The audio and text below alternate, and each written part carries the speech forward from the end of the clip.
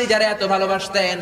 খাদিজা ইন্তেকালের পরে বিশ্বনবী যেই বছরটা কাটিয়েছেন, বিশ্বনবী এটার নাম দিয়েছেন আমুল হুজুন, দুঃখের বছর। যেই বছর খাদিজা ইন্তেকাল করলো ওই বছরটাকে বিশ্বনবী নাম দিয়েছেন দুঃখের বছর। বিশ্বনবী খাদিজারে এত ভালোবাসতেন, দোয়া করার সময় বিশ্বনবী চোখের পানি ছেড়ে দিয়ে আল্লাহরে বলতেন, আল্লাহ কিয়ামতের ওই কঠিন দিন, যেদিন মা ছেলেরে চিনবে না, বাবা মেয়েরে চিনবে না, বন্ধু বন্ধুরে চিনবে না, পীর সাহেব মুরিদরে চিনবে না, মুরিদ পীর সাহেবরে চিনবে না, ওই কঠিন দিন আমি যেন আমার খাদিজারে ভুলে না যাই, ওই দিন যেন আমি আমার খাদিজার কথা মনে রাখি। মা আয়েশা খাদিজাকে নিয়ে খুব গায়রাত করতেন, মানে হিংসা করতেন।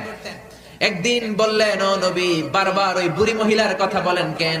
ওই বুড়ি তো কবে মরে গেছে, বুড়ির পরে আমাদেরকে আল্লাহ আপনার বউ বানিয়েছে, আমাদেরকে পেয়ে কি আপনি খুশি নন? ওই বুড়ির পরে সুন্দরী সুন্দরী বিবিকে আল্লাহ আপনারে দান করে নাই। বিশ্বনবী মা আয়েশার থুতনিটা এভাবে চেপে ধরলেন, কোনদিন কোন বিবির গায়ে হাত তোলে না, এই প্রথম আয়েশার থুতনিটা চেপে বললেন, আয়েশা খবরদার, খাদিজার বিরুদ্ধে কোনদিন এরকম হিংসাত্মক কথা বলবো না, খাদিজার মতো আমি একটা বউ পাই নাই। চিল্লায় বলেন আল্লাহু আকবার। এটা বলছে রাগের মাথায়। আবার অন্য সময় আয়েশারও প্রশংসা করে দিয়েছে, চিল্লায় বলেন সুবহানাল্লাহ।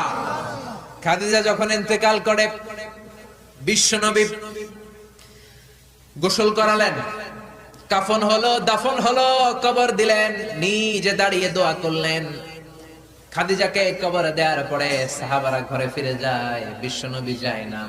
আবু বকর বললেন, ও নবী চলেন ঘরে ফিরে যায়। বিশ্বনবী বললেন, আবু বকর তুমি যাও, আমি যাব না, কারণ যেই মহিলাটাকে এই মাত্র কবরে শোয়াই দিলাম সাধারণ কোন মহিলা না, আমার বিপদের দিনের সঙ্গিনী খাদিজা।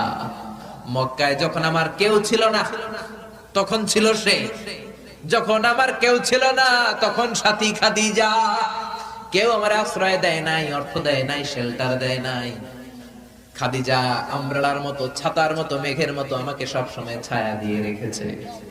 মক্কার লোকেরা আমারে 3 বছর জেল খাটালো, ওই জেলখানার ভিতরে কেউ যায় নাই, খাদিজা গিয়েছে।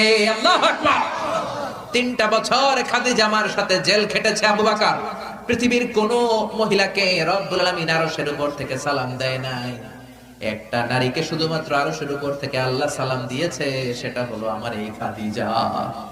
সর্বপ্রথম যেই নারী আমার হাতে হাত রেখে কালিমা পড়েছে এটা হলো আমার খাদিজা।